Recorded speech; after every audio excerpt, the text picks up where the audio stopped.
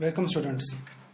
Now we are going to have a look at a very important topic from MBBS point of view, that is malignancy affecting the breast cancer. Now to introduce, it is the most common form of cancer affecting middle-aged women, mainly in the Western countries, but now the incidence is also increasing in our Indian scenario. It has now superseded CA cervix, that is affecting females. Initially, CA cervix was number one cancer affecting females. Now CA breast has taken over. Every 1 in 12 females are getting affected with this notorious disease, that is CA breast. In UK, in India also, it has increased quite a lot. Now we'll see a little bit of the epidemiology of this disease, the incidence. As you know, male and female both have breasts, but the malignancy affection and the relation is different. In males it is 1, while in females it is 99. So the ratio is 1:99.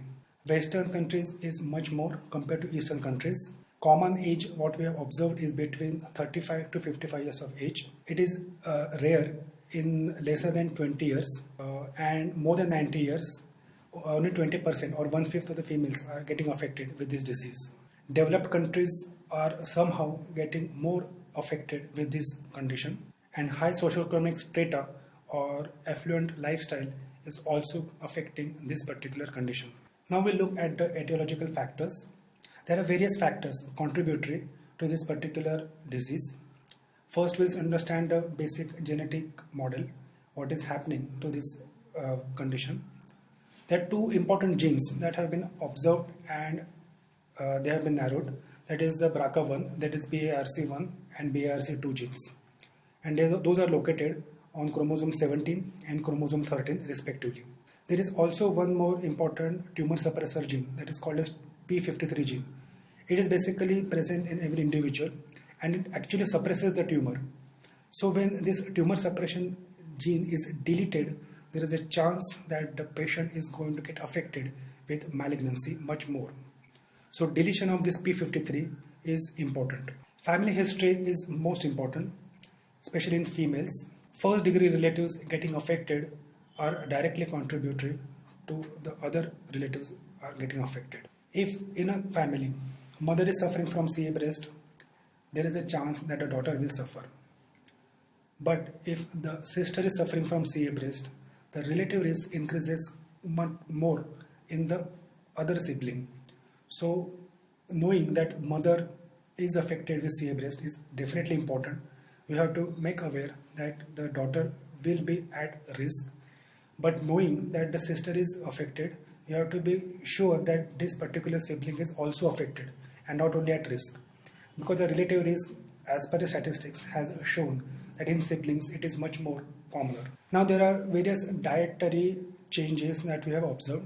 Diet plays extremely important role in development of various malignancies nowadays. In CA breast, they do also affect in various situations, like the diet which is low in phytosteroids, the diet which is low in alcohol, that is various because of the urbanization of the society, we have seen more and more females are consuming alcoholic beverages, and because of which they are more prone for development of this malignancy. Now, as due to the side effect of the fast society, nowadays we tend to eat what is ready in front of us, so we don't have time to properly cook anything. So because of which a ready-made food that is consumed, which especially lacks in micronutrients, is very, very high risk for development of CA breast. Fresh fruit, fresh diet is very, very important. The diet which is low in citrus fruits also contributes to development of CA breast. Now this is an endocrine tumor and a hormonal tumor. So it's very important that we should know the endocrinal background of this tumor. It affects the nulliparous women more common. Basically, it's very important for you to understand the correlation between the menstrual history and a reproductive history and the development of CA breast. When the woman during her reproductive age group bears child at later age or breastfeeds less, is more at risk of developing this malignancy. So early child is considered to be a protective actually. So first child at the age of 18, 20 or 25 is much better than having a child at age of 30, 35 or 40. Breastfeeding is very important. It is not only important for child's immunity, it is also very important for the mother for protection of the breast for further development of malignancy. Obesity is directly proportional to the development of CA breast. More obese is the female, more is the chance of development of CA breast. Now, few females, because of the hectic lifestyle, they tend to avoid the childbirth and they are prolonged on oral contraceptive pills. Now, because of this prolonged exposure to the hormonal adjustment, there is a risk of developing CA breast. Patients who have been put on hormonal replacement therapy due to various conditions like PCOD, that is a polycystic ovarian disease, or some other conditions are also prone for development of CA breast eventually. Then the menstrual cycle, achievement of early menarche and late menopause is directly proportional to development of CA breast. The more is the span of this reproductive age, more is the chance of the development of CA breast. Then the etiology, previously history of any radiation exposure increases the risk of development of CA breast. Especially this is important when the child suffers from lymphoma and receives the mantle radiation which is exposing towards the upper chest or upper thorax. So there is a chance of development of CA, that is the CA thyroid as well as the CA breast. Now again very rarely that is the accidental radiation leaks, but not so often in our country, mainly in the western countries. Now we'll move on to the pathology. Very important. Pathologically, as we have already seen, the basic breast lobule, there are two main entities, that is the ductal affection and affection of the lobules. So two main variants that we have observed, that is the duct cell carcinoma and is the lobular carcinoma. So duct cell carcinoma forms the commonest entity, which comprises of 85% of the CA breast, and the remaining 15% is affected by lobular carcinoma. The importance of knowing lobular carcinoma is it can be bilateral and multifocal disease as compared to ductal carcinoma, which is unilateral and it cannot be multifocal as commonly. The genetic study is again very important and forms the mainstay, and based on this we have subdivided these two broad categories into 5 different categories. First commonest is the classical lobular, carries better prognosis. Second is a colorectal carcinoma, which carries again a moderate prognosis. Medullary carcinoma, it is not so common, but if present, it carries poor prognosis. Inflammatory carcinoma, it is a relatively newer entity, what we have observed, which was not so commonly seen initially 50 years back, but nowadays we have seen. So it is again a very notorious disease and it carries a very high risk of development and towards invasiveness. And lastly, in situ carcinoma. Now what is in situ carcinoma? In situ carcinoma means nothing but early carcinoma. When the disease is limited to the basement membrane, it is considered as in situ carcinoma. When it breaches the basement membrane and involves the muscularis, then we consider it as an advanced disease. So in situ carcinoma carries a better prognosis. Now we'll talk a little bit about the relative risk. Now there are two main categories or three main categories. We have actually divided the risk of various breast pathologies eventually will lead to formation of CA breast. First, no increased risk means the patient should be totally reassured that she will not get affected with CA breast eventually. That is adenosis, because we have seen already that is during ANDA, that is aberrations of normal development in involution. These things happen during the cyclical changes, during menstruation and during the physiological changes for a female. So it will subside on its own unless there is some mutation. So adenosis, cysts, ductectasias, these are they are not going to carry much risk or practically no risk for the female. Fibroadenomas, again a benign condition. Fibrosis, simple. Hyperplasia, simple mastitis, that is inflammation of the breast. And even squamous metaplasia is considered as imposing no relative risk for further development of malignancy. Then there is a zone which will have or bear slightly increased risk of development of malignancy up to 2%. Now, two main headings come into this. That is a hyperplasia, and second is papillary variant with fibrovascular core. Now, these are the actually histological findings, but when we have done the FNSC for one suspicious lesion and it shows these two features, one should be aware that there is a 2% chance that this particular female eventually may develop CA breast. Moderate risk up to 5%, that is typical picture showing atypical hyperplasia. And lastly, there is one more category actually that is can't be ascertained actually to whether it will give rise to or not. That is the solitary papilloma and some radical scar lesions, which are rarer varieties, but yes, they do sometimes carry the risk. Page and DuPont are the scientists who first gave this detailed description of this relative risk in 1978. So we categorize it accordingly. That is no relative risk, mild, moderate, and inconclusive. Now we come to the assessment of these patients of CA breast. It's very important that you know this concept of triple assessment. Triple assessment is nothing but three different modalities used hand in hand for better treatment to the patient. That is a good clinical examination, followed by good imaging modality, followed by good pathological support. So you should be very thorough in your clinical examination when you are examining your patient for CA breast. Second thing, the imaging. What imaging that you are using, for example, mammography. And third thing is the pathology. That is the fine needle aspiration cytology or core needle biopsy, depending on the situation.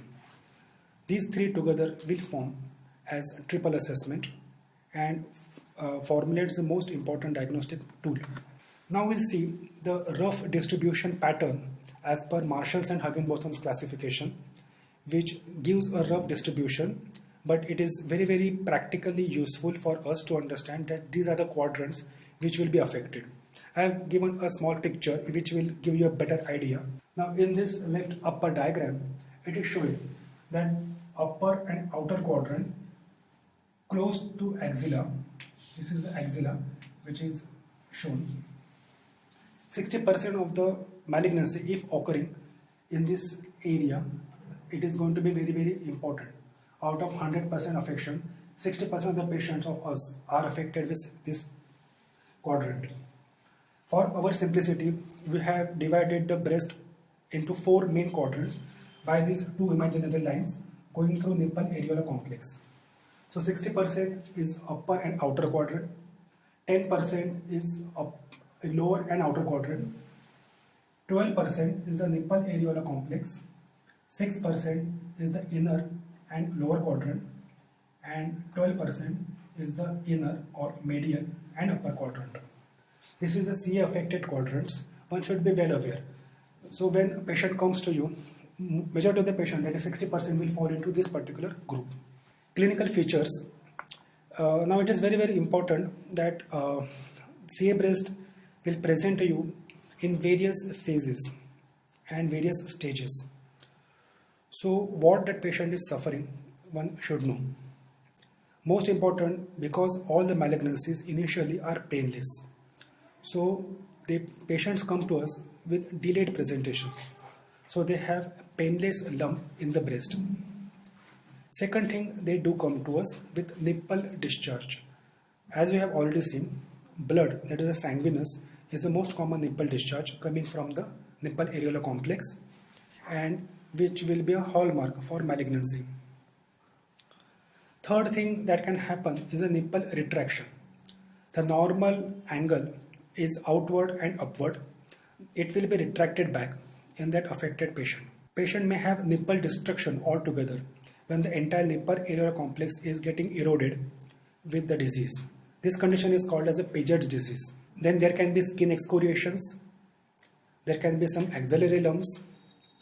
There can be a fungating mass in the breast, and very rarely there can be ulceration, means skin loss. So patient can initially present to us with skin ulcerations or some discharging areas affecting. Next thing, what is important is these patients can present to us initially with primary symptoms or symptoms related to the metastasis of this disease. that is the widespread distribution of this disease, can initially present to us. Need not be a primarily lump is present and patient has come to you. No. Patient can come to you with a delayed manifestation. Because as we all are aware, Indian females are very tolerant in their any disease as such pattern. This is not again an exception.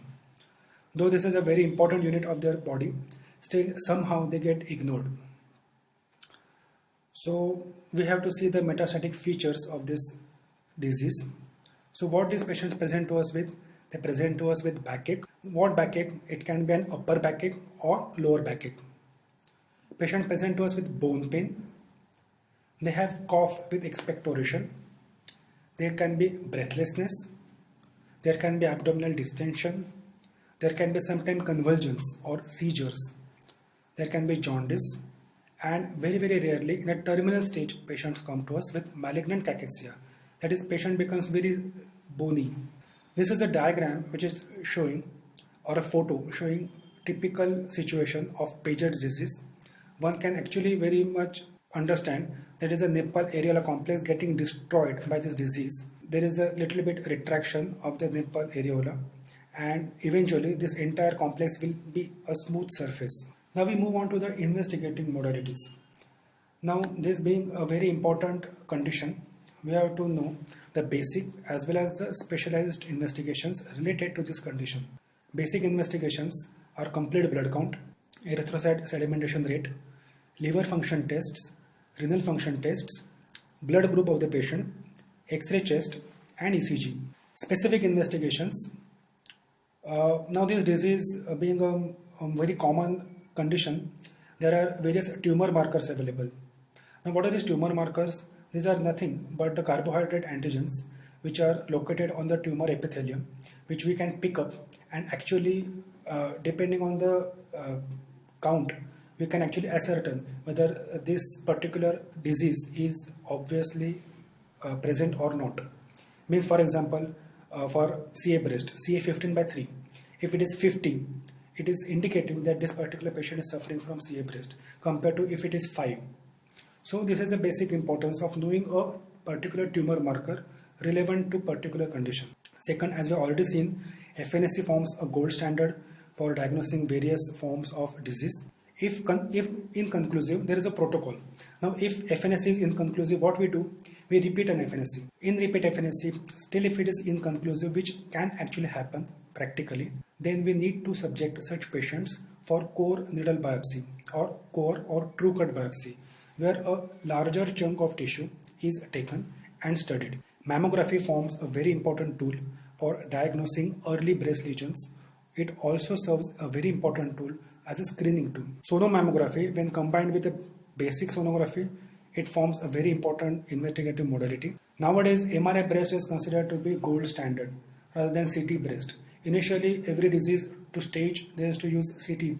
But nowadays, because it's a soft tissue structure, it is very important that one should be aware that MRI will form a very important role.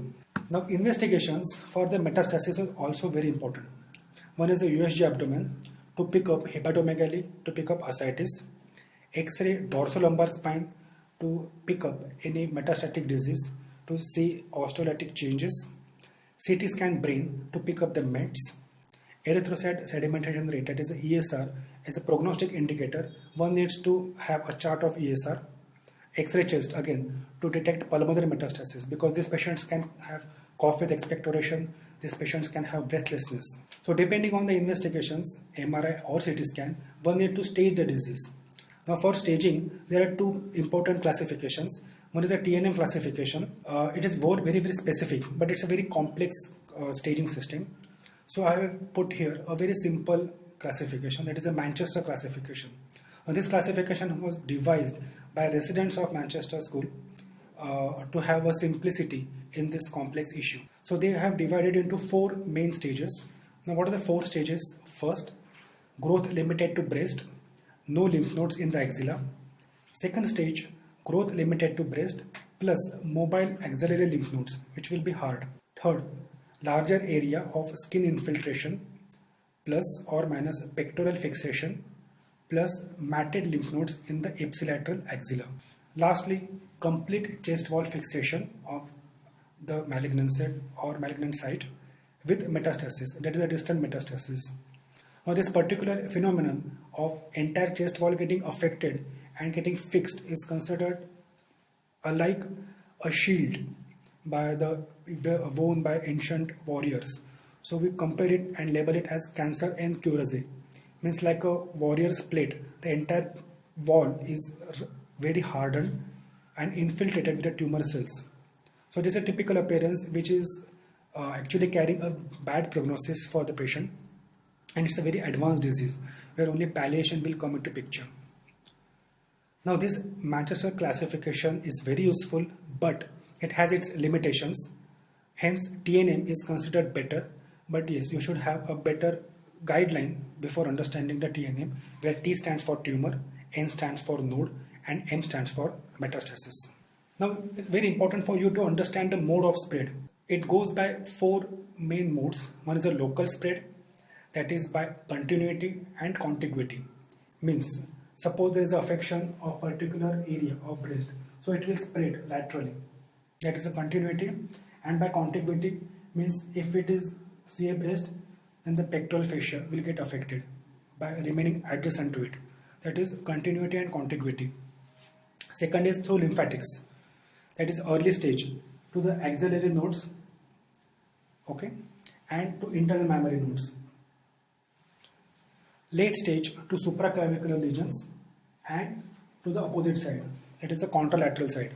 Third stage or third mode is a hematogenous or bloodborne, in which it infiltrates to lumbar vertebrae, which is the commonest site for metastasis of CA breast, through vertebrovenous plexus, because of which the dorsolateral spine is commonly affected, and eventually it affects the femur, thoracic vertebrae, rib cage, and the skull. Fifth mode is a transcoelomic or transperitoneal, when we call it as a cancer shower. The tumor cells, like a shower, are spread from the breast to the abdominal cavity.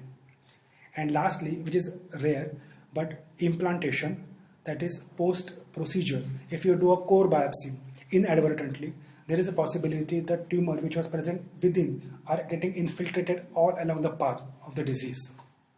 Now this CA breast being a very vast topic, we'll see into a subsequent session. So far what we have seen is the etiology, the pathological perspective of the tumor, various investigative modalities, and the mode of spread. That is very, very important for you to understand. Thank you.